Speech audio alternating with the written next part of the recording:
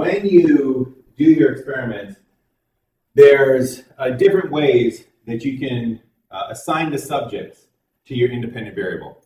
And depending upon the nature of your experiment, the nature of what you're looking at, you'll have to decide what is the best way to assign those subjects. So we're going to take a look first at the independent groups design.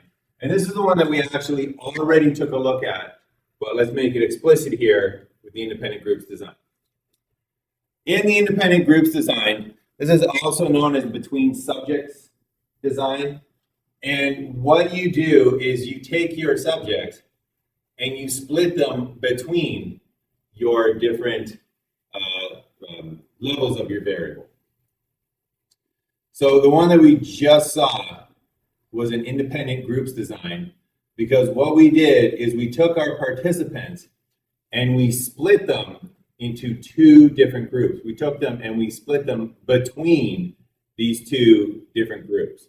So what that would look at, if we zoom in here, what that's going to look like is, let's say that we have subjects and they start showing up to our lab. So there's subject number 1, here's number 2, here's number 3, and they just start pouring in. And let's say that we end up with 12 subjects that we have for our experiment. In an independent groups design, we're going to take those 12 and through randomization, so we don't give up on randomization, but through randomization, we're going to take some of those and we're going to put them in the experimental group. There they go. And again, these are randomly selected. So we take 6 of them and we put them in the experimental group. And then we take the other 6, and then we take the other 6 and we pop them into the control group. So let's get those guys all lined up. And then the control group gets the other 6 individuals. So this is called the between subjects design because, again, you're splitting up your subjects between the two groups. But this is known as the independent groups design as well, because those two groups, let's line those guys up, those two groups are independent of each other. So the behavior of this individual here, this subject here, has no influence on the behavior of this subject here. Anything that this group does over here has no influence on anything that this group does down here. So if this person is tired, they're not going to make this person tired. If this person is feeling anxious because they forgot their cell phone at home, it's not going to make this person feel anxious. Those two groups are independent of each other. All right, so the other major kind of way of designing is called the repeated measures design. And this is known as a within subjects design. It's also known as a dependent groups design, but we'll use repeated measures design here. And you can, once again, use it with any sort of experimental design. So you could use it with the post-test only design. But we have to show this a little bit differently because of the nature of repeated measures. So this is the way that a repeated measures design works.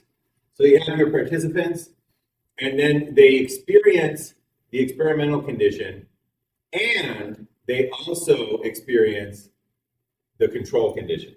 So you would have them in the experimental condition, and then you would measure them, and then you would have them in the control condition, and then you would measure them. And that's your independent variable right there, the difference between the experimental condition and the control condition. That's what you manipulate. That's your independent variable. And your dependent variable comes from your measuring of their behavior after being in the experimental condition and then after being in the control condition. So let's just zoom in on the experimental and control condition to show you the assignment of these participants. So the participants, once again, let's say that we have participants showing up to our experiment. So we got 6 participants this time. In the repeated measures design, it's so called because you will repeatedly measure these subjects over here. So you will put all of them into the experimental condition. and they all experience the experimental condition, and their behavior gets measured in the experimental condition. And then you would put all of them into the control condition. And they all experience the control condition, and they all get measured in the control condition. So that's the overall layout of where your subjects go. So you would measure them once in the experimental condition, and then you would measure them a second time in the control condition. And one thing that's done in repeated measures designs is that the order that they experience these two conditions is typically randomized. So half of the subjects get experimental first, followed by control. Half of the subjects get control first, followed by experimental. And that's another example of controlling other variables, because you don't want the order to be a potential cause of any differences in behavior. All right, so any questions about the independent and repeated measures design so far? All right.